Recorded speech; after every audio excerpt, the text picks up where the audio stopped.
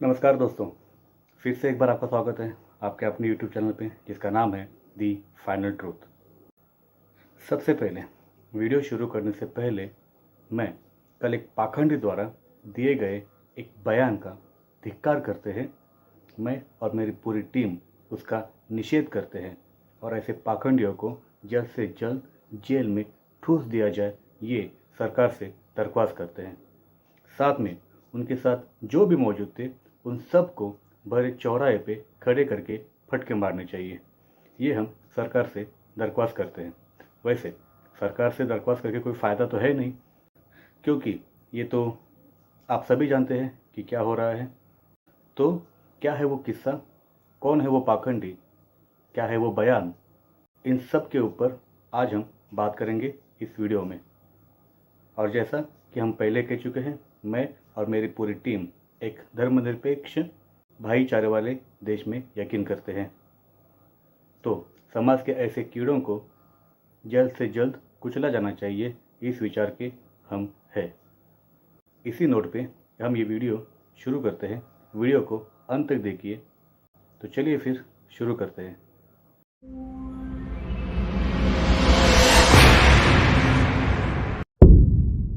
मैं कुछ कहूँ इससे पहले आप ये वीडियो देख लीजिए। एक 2 मिनट का वीडियो है, आपको ज़रूर देखना चाहिए। आपको बात समझ में आ जाएगी और फिर हम आगे और बात करेंगे। आप ये वीडियो देख लीजिए। तलवार से नहीं मरने वाले हैं वो। आपको टेक्निक में उनसे बहुत आगे जाना होगा। वो बहुत अच्छे हथियार लिए हुए बैठे हैं। 40 करोड़ की इकोनॉमी है वो, 40 करोड़ आदमियों की। तुम 100 करोड़ हो, तुम्हारे यहां बच्चे नहीं है। और तलवारों की बात भूल जाओ। तलवार केवल मंचों पर दिखाने के काम आने वाली है। लड़ाई में जीतता वो है जिसके हथियार शत्रु से ज्यादा ताकतवर होते हैं। तो जैसा कि आपने इस वीडियो में देखा, इस वीडियो में ये जो तलवार लेके मुसलमानों का नरसंहार करने की बात खुले मंच से कर रहे हैं, वो है, खुद को संत बुलाते हैं, नरसिंहानंद उनका नाम है। मैं उनको संत बिल्कुल नहीं कहूँगा, क्योंकि संतों वाले कोई काम वो करते नहीं दिख रहे हैं। तो इन महाशय का नाम है नरसिंहानंद और वो उत्तराखंड में परसों मतलब 22 दिसंबर को उत्तराखंड में हुए एक धर्म संसद में ये बयान दे रहे हैं। आपने क्लियर सुना, सबने सुना है, सबने उसके ऊपर टिप्पणी भी की है, लेकिन सिर्फ एफआईआर दर्ज हुई है, कोई भी गिरफ्तारी अब तक नहीं हुई है। और गिरफ्तारी होगी ये सपने देखना वो भी बेवकूफ़ी भरा है, क्योंकि ये धर्म संसद हुई उत्तराखंड में और अभी उत्तर प्रदेश की इलेक्शन है, तो आप समझ सकते हैं कि ये क्या हो रहा है। इसी धर्म संसद में देश के बहुत सारे संत थे, अखाड़े परिषद के महंत थे, कई सारे युवा थे, साथ में भाजपा के एक नेता अश्विनी उपाध्याय भी उस धर्म संसद में मौजूद थे। उनका भी बयान वैसा ही है, संविधान बदलने के, हमें अपना भगवा संविधान चाहिए, मुसलमानों का नरसंहार करना है, उनको देश से मिटाना है। इन जैसे बयान उन्होंने भी दिए हैं। अब ये जब वीडियो बना रहा हूँ ना, तब बहुत सी शालीन भाषा का उपयोग कर रहा हूँ। वैसे अगर ये कैमरे पे रिकॉर्ड नहीं करना होता तो मेरे मुंह से बहुत सारी गालियाँ निकल जाती। तो जब भी मैं उनके लिए किसी शालीन शब्द का उपयोग करूँ, आप वहाँ पे एक गाली समझ जाइए, क्योंकि वो उसी के लायक है। वैसे इस नरसिंहानंद महाराज महाशय का ये पहला बयान नहीं है। उससे पहले भी वो मोहम्मद पैगंबर के ऊपर भी आपत्तिजनक टिप्पणी कर चुके हैं। वो भी आप एक बार सुन लीजिए। हम परशुराम जी के चरित्र की मीमांसा कर सकते हैं, तो हमारे लिए मोहम्मद क्या चीज है? हम मोहम्मद की मीमांसा क्यों नहीं करेंगे और क्यों सच नहीं बोलेंगे? और अगर मोहम्मद का सच आज दुनिया के मुसलमान को पता चल जाए तो उसे अपने मुसलमान होने पर शर्म आएगी। उसे शर्म आएगी, क्योंकि हर आदमी के अंदर भगवान जो है एक नेचुरल इंस्टिंक्ट बना के भेजता है कि क्या अच्छा है क्या बुरा, अंतरात्मा होती है सबके अंदर। और जब किसी को पता चलेगा कि तू केवल लुटेरे, डकैत और जल्लाद को फॉलो कर रहा था, ऐसे व्यक्ति को जो बलात्कारी था, ऐसे व्यक्ति को जिसने औरतों की सौदागरी की है, पता है क्या बोलते हैं हमारे यहाँ? दल्ला बोलते हैं। पता है ना तुम्हें इस बात का? तो जब उसे ये पता चलेगा तो उसे शर्म आएगी।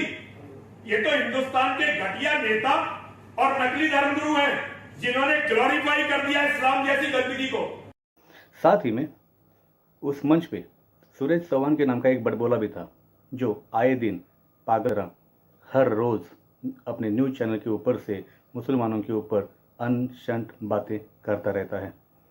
ऐसे लोग ये बयान हमेशा दे रहे हैं। 2014 से तो ये कार्यक्रम डेली का हो गया है। हर कोई नेता देश के किसी न किसी कोने में ऐसी बातें करता रहता है। कभी कोई दलितों के ऊपर बातें करता है, कभी मुसलमानों के ऊपर, कभी कोई क्रिश्चियनों के ऊपर। हमेशा ये बातें हो रही हैं। और सबसे अचरज की बात है कि इनके ऊपर कोई कार्रवाई भी नहीं करता या कार्रवाई का नाटक भी नहीं करता।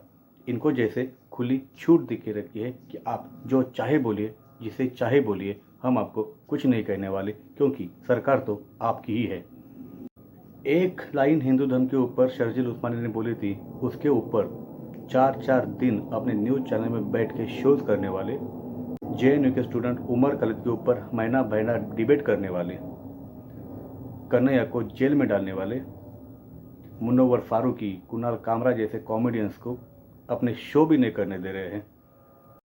उस देश में अगर आप कानून का इतना ही पालन करने वाले हैं तो उस देश में मुसलमानों को लेकर खुले आम नरसंहार की बातें की जा रही है, तो आप क्या कर रहे हैं?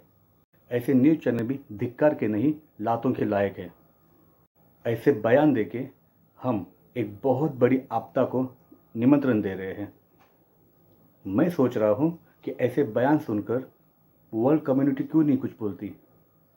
उनको स्यू मोटो एक्शन लेने चाहिए भारतीय जनता पार्टी के इन चमचों के ऊपर, इन प्यादों के ऊपर, इन मोहरों के ऊपर।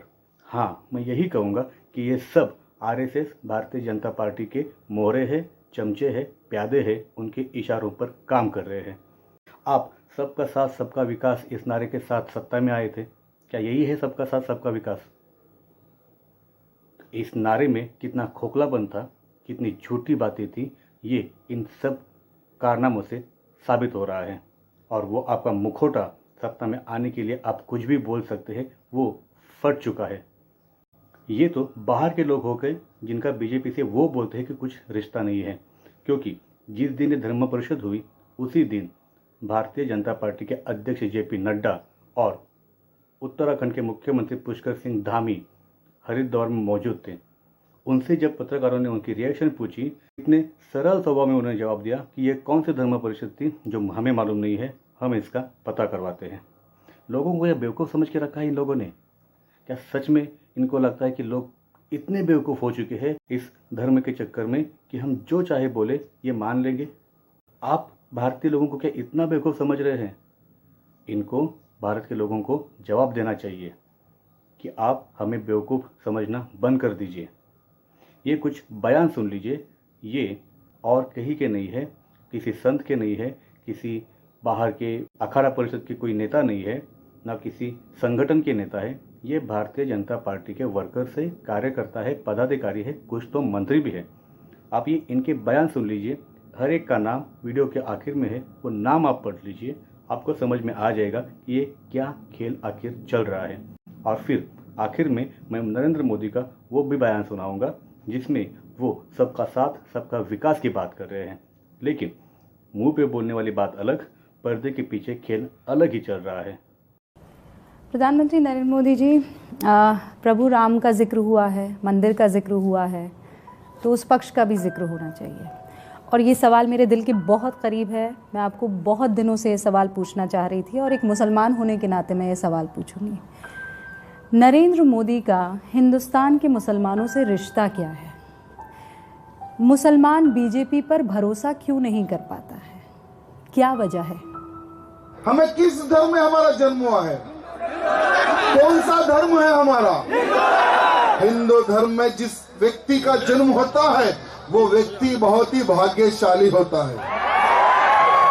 बाकी के जो हर जन्म में पाप करते हैं उनका जीवन ही पाप करने के लिए होता है, वो गोल टोपी वाला होता है। और दूसरी बात तो ये है कि मुसलमान तो इस देश के अंदर रहना नहीं चाहिए। उन्होंने जनसंख्या के आधार पर देश का बंटवारा कर लिया, तो फिर यहाँ इस देश के अंदर रहने की क्या आवश्यकता थी? फिर उनको अलग भूभाग दे दिया गया, बांग्लादेश या पाकिस्तान जाएं, यहाँ क्या काम है उनका? यदि आप इस देश के मुसलमान ये स्वीकार करने के लिए तैयार नहीं है कि मेरा पूर्वज हिंदू है, तो वो देशभक्त हो सकता है, परंतु वो राष्ट्र विरोधी है, ऐसा मैं मानूंगा। एंटी नेशनल है, माने राष्ट्र विरोधी है। देश में हर आतंकवादी मुस्लिम क्यों होता है और मुस्लिम बीजेपी को वोट क्यों नहीं देता है? एक सीधी सी बात है, इसलिए भारतीय जनता पार्टी एक राष्ट्रभक्त पार्टी है, इसलिए मुस्लिम उसको वोट नहीं करता है। इसलिए मैं मुसलमानों से कह रहा हूँ, वोट दे देना, भीख नहीं मांग रहा हूँ। अगर वोट दोगे तो सुखी रहोगे, अगर वोट नहीं दोगे तो जो कष्ट झेलोगे, भारतीय जनता पार्टी का शासनकाल है। जो कष्ट तुमको नहीं झेलने पड़े थे, वो कष्ट तुमको उठाने पड़ सकते हैं। सवाल ये है कि मुस्लिम धर्म में जो है, आप जानते हैं कि 50 औरत रखिए और जो है 1050 बच्चा पैदा कीजिए, ये कोई परंपरा नहीं। ये तो जो है एक जो है जानवरी प्रवृत्ति है, जानवरी प्रवृत्ति है। हिंदू अलग संस्कृति है, मुस्लिम अलग संस्कृति है, दोनों एक साथ नहीं रह सकती। दो संस्कृतियां कभी एक साथ नहीं रह सकती हैं। ये टकराव होगा, जरूर होगा। जो गाय मुसलमानों के घर में पल रही है, ये गाय मुसलमानों से इनको किसी भी कीमत पर वापस ले लेना चाहिए। इसलिए वापस ले लेना चाहिए कि यदि हम अपनी लड़की और बहन को इनके घर में जाने को लव जिहाद मानते हैं, तो क्या हम अपनी गाय माता को इनके घर के में जाने से इसको लव जिहाद की श्रेणी में नहीं लाएंगे? ये लव जिहाद है, इसलिए गाय माता को किसी भी कीमत पर मुसलमानों के घर से वापस लिया जाना चाहिए। हमारी माँ का कोई अपमान करेगा, हम मर जाएंगे, सहन नहीं करेंगे, मर जाएंगे, मार देंगे। अगर जिसे तुम माँ कहते हो, अगर उसको हम काटे तुम्हें कैसा अच्छा लगेगा? ये पंजा नहीं है, ये कमल का हाथ है, ये कछुए का गले को काट देगा चुनाव के बाद। ए सुनो, अल्लाह के भक्त हो या भगवान विष्णु के भक्त हो, पहले ये बताओ, पहले बताओ जरा, कौन भक्त, किसके भक्त? भक्त तो हम अल्लाह के हैं, मैं तो सीधा ठोक के आप लोग के धर्म की भी बस, तो फिर चिल्लाओ मत। अल्लाह के भक्त हो तो चिल्लाओ मत, बैठ जाओ। नहीं, फिर बैठ जाओ चुपचाप, फिर चुपचाप बैठ जाओ। किसी मस्जिद का नाम रख दूंगा मैं भगवान विष्णु के नाम पे, फिर चिल्लाते फिरोगे। अरे रख दूंगा किसी मस्जिद का नाम भगवान विष्णु के नाम पे, चिल्लाओ मत, बैठ जाओ।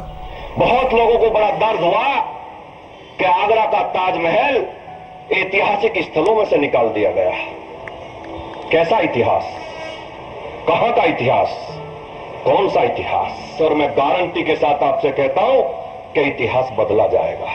कि चुनाव बाबर और राम के बीच है और राम को चुनाव जिताना, बाबर को बरेली से भगाना है। ये आपको तय करना है कि दिल्ली में राम जादव की सरकार बनेगी या हराम जादव की सरकार बनेगी। आपको कोई फैसला करना है। भैया तुम लोगों को अली मुबारक हो, हमारे लिए बजरंग बली हमारे साथ में है।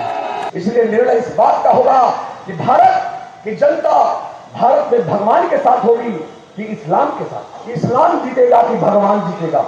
ये सच है कि भारत के अंदर हमारी जनसंख्या गिर रही है। क्या भारत में फिर से नया पाकिस्तान हम बनाएंगे? अखंड हिंदू राष्ट्र, अखंड हिंदू राष्ट्र, अखंड हिंदू राष्ट्र। और जो भी व्यक्ति अखंड हिंदू राष्ट्र के बीच में आएगा, उसका नामो निशान छोड़ेंगे नहीं। अखंड हिंदू राष्ट्र की स्थापना के लिए हर हिंदू अपने घर में हथियार रखना सीखे मेरे भाइयों। मैं हमारे विश्व हिंदू परिषद के अधिकारी गणों से यह निवेदन करना चाहता हूं कि हर वो नौजवान को AK-47 की शिक्षा भी देने की आवश्यकता है। देश की रक्षा के लिए हर वो नौजवान को AK-47 चलाने की शिक्षा देने की आवश्यकता है। तो मोदी जी, आप उन लोगों से नाराज रहते हैं या आपको गुस्सा आता है जब ये कहते हैं कि मुसलमानों को पाकिस्तान चले जाना चाहिए? पहली बात है कि मैं कभी भी इस प्रकार की भाषा को स्वीकार नहीं करता हूँ। पर आप कार्रवाई भी नहीं करते हैं, आपकी कौन कहता नहीं करते हैं? केंद्रीय करते, मेरी पार्टी पक्की कार्रवाई करती है। मीडिया में जाए तभी कार्रवाई मानी जाती है क्या? आप डांट लगाते हैं? मैं इस भाषा का प्रयोग नहीं करता हूँ, ये काम पार्टी का है और पार्टी करती है, उचित रूप में करती है। आगरा में नरेंद्र मोदी की रैली में मुजफ्फरनगर दंगों के आरोपी बीजेपी विधायकों को सम्मानित किया जाएगा। खुद नरेंद्र मोदी दोनों विधायकों को सम्मानित करेंगे। मोदी की रैली में सम्मान को लेकर संगीत सोम और सुरेश राणा का कहना है कि मोदी से सम्मान मिलना उनके लिए गर्व की बात है। मोदी सरकार में मंत्री जयंत सिन्हा ने हत्या के दोषियों को माला पहनाकर उनका स्वागत किया, सम्मान किया।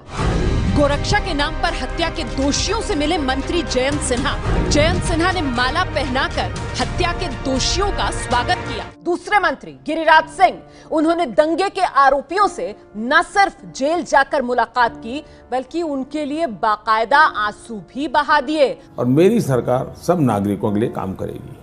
मेरा मंत्र है सबका साथ सबका विकास। तो आज के बाद अपने मन में एक बात बिठा लो कि आज से मैं 1 रुपए की भी चीज खरीदूंगा तो हिंदू के पास से खरीदूंगा। मैं 1 रुपए की कोई भी चीज वस्तु या खरीदूंगा वो हिंदू के पास से खरीदूंगा, इन देशद्रोहियों से नहीं खरीदूंगा। अगर मेरे 100 करोड़ हिंदू, मेरे भारत में रहने वाले 100 करोड़ हिंदू अगर मेरी बात पर अगर इंप्लीमेंट कर दे तो बाकी के 25 करोड़ अगर हिंदू धर्म कन्वर्ट ना कर ले तो मेरा नाम बदल देना मेरे भाइयों। आने वाले समय में ये लोग आपके पास आएंगे कि भैया हमें हिंदू धर्म कबूल करना है, बोलिए किस मंदिर में आए। ऐसे बयान धर्म परिषदा लेकर ये उत्तर प्रदेश और पूरे भारत की जनता को ये सूचित करवाना चाहते कि हम आपके साथ हैं, आपको खुली छूट है। वैसे जो पंतप्रधान अभी सत्ता में बैठा है उससे और तो कोई अपेक्षा हम कर नहीं सकते, क्योंकि 2002 का गोधरा हत्याकांड उनके नाम पे ही है। तो गुजरात में रहते हुए, मुख्यमंत्री रहते हुए अगर वो ऐसा कर सकते हैं, उसको बढ़ावा दे सकते हैं, तो देश में अब तो पंतप्रधान है। ऐसे सरकार का, ऐसी पुलिस प्रशासन का, ऐसे पत्रकारों का और ऐसे साधु संत खुद को कहलाने वालों का मैं, मेरा चैनल, पूरी टीम धिक्कार करते हैं। और मेरे सभी दर्शकों को हम ये यही विनती करेंगे कि दोस्तों अभी भी वक्त है, संभल जाइए। देश एक गहरी खाई की तरफ बढ़ रहा है। आप ही है जो उसे रोक सकते हैं। सत्ता के नशे में चूर इन भाजपाइयों को सत्ता से दूर कर दीजिए और इनको सबक सिखाइए, वरना इस देश का सच में बेड़ा गर्क हो जाएगा।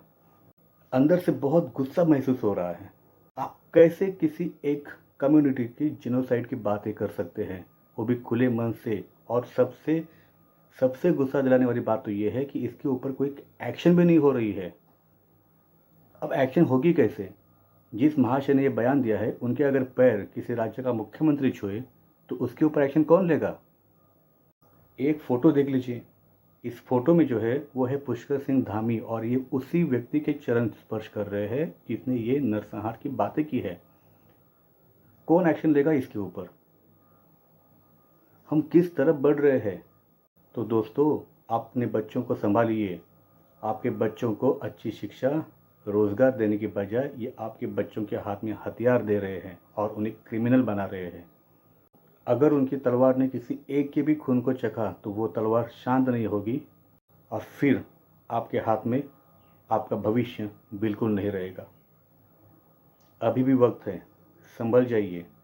पूरे देश में इनको हराइए, तभी जाके ये सब शांत होगा, वरना ये ऐसे ही चलता रहेगा। ऐसा करके ये इन लोगों को, इन बेवकूफ़ लोगों को ये समझ में नहीं आ रहा है कि ये एक बहुत बड़े सांप्रदायिक दंगों को निमंत्रण दे रहे हैं। ये क्यों उकसा रहे हैं एक दूसरे के खिलाफ? और मान लीजिए कि अगर इसमें किधर सांप्रदायिक दंगे हो गए और इसका फ़ायदा किसी गैर मुल्क ने ले लिया, तब हम क्या करने वाले हैं? वहाँ सेना पे खड़े जवान एक साथ दो दुश्मनों के साथ लड़ रहे हैं, तो वो उनको, देश को बचाएंगे कि यहाँ देश के भीतर ये जो होगा आगे उसको बचाएंगे? दुनिया शांत है क्योंकि भारत एक बहुत बड़ी मार्केट है इसी के लिए।